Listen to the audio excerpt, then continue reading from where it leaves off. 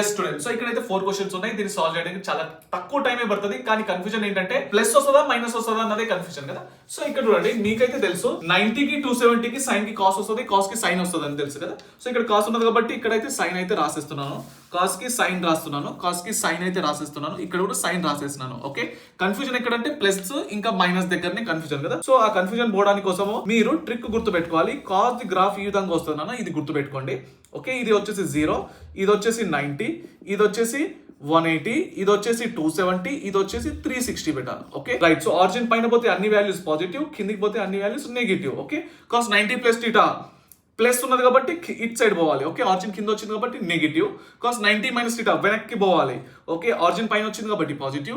Cos 270 plus theta, so 270 ఇక్కడ ఉంది, plus అంటే ముందటికి పోవాలి.